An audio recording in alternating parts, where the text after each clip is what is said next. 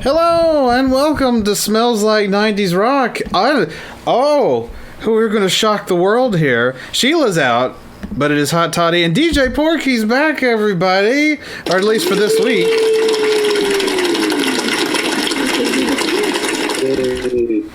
You're back, making a quick appearance this week because Sheila is AWOL. We're not real sure where she is.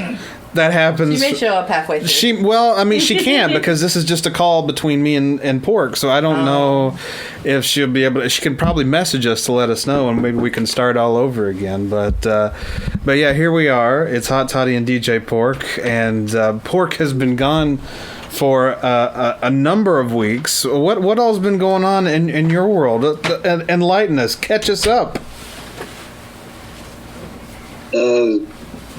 Debating on whether to go see Jackass Forever in the theater. The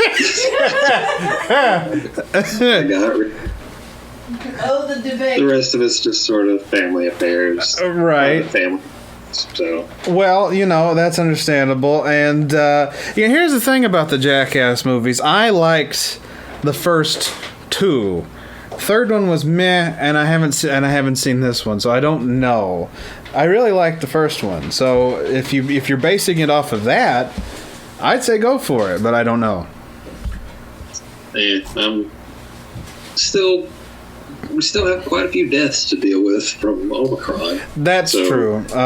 Infection rates aren't as high, but we're sort of seeing like the after effects of it was all over the place, a month or two ago. So. Have you been seeing the deaths lately in Knox County from it? Yeah, bigly age deaths. Yeah. So I saw like it was on Facebook. It was like a Knox News Sentinel article, and they were just talking about infection rates and deaths. And the only comment was like Knox County only lost 50 this week, and I didn't comment, but I wanted to reply like that's kind of a record. That's horrible. Yes. Yeah. The last two episodes, we've been shocked at the increase of death because it's been like 30 to 40 every week, and we ended the show last week with a high note because I went and checked where we were. The numbers, and it hadn't moved from the week before. Now, the week before was the anti-Valentine show, and so when we did the next episode, it was pre-recorded, so there wasn't a lot of time. So I thought, okay, we're fine. But then the very next day after we recorded, I saw there was a 40% increase in deaths. And so I had to go back in. I had to change the ending because we were all excited and happy to say, "Hey, nobody passed from COVID this week." And we were going to play Closing Time, but I was like, "No, this can't go unanswered." So I redid the ending and updated everybody at where we were. And so yeah, we're now over 1,100 deaths in Knoxville. I want to make that clear. Yeah. You had to go back on and say JK. Yeah, I did, basically. I was like, we ended on a high note. The public never heard the high note because this was pre-recorded. But as I woke up the next day, I looked at the number and I was like, oh, we were way off from what we thought. So I had to redo it. But yeah, so I had to explain. It's like, hey, so we ended the show happy, but we're not really happy. Good thing you looked at it. I did. Well, what it was there was a report from one of our news channels here in Knoxville. I saw it on Facebook talking about it, but it had posted the day before. But I was so confused because they talked about it was the exact number that the Knox County Health Department was showing, but it's from the day before. But the day before, you go to the Knox County Health Department number page, and it hadn't changed. So I was really confused. It was just by happenstance that I saw that article the next day that I was able to change it. So just the glory of updating the public only once a week now. So that's right. They're doing what we're doing now. We update. We've always updated people once a week, and now here we are.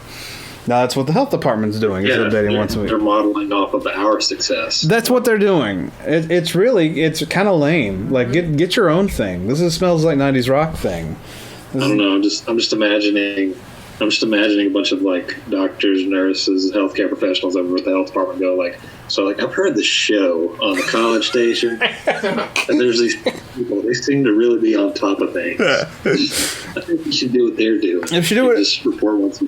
Exactly. They're doing. It's not their decision. To be fair, it's not their decision. It's the state. It's not. No. They talk about poop a lot, but I still think we should. Exactly. Yeah. It's like, should we go? That was the next debate. Should we go onto our website and talk about poop all the time, and feces and comic book movies? And they're like, let's save that just for them, but we will model our COVID rates by them. I think that's the way to go. That's the model to go by, and that's what they did. And here we are. I don't know if it's working out for them.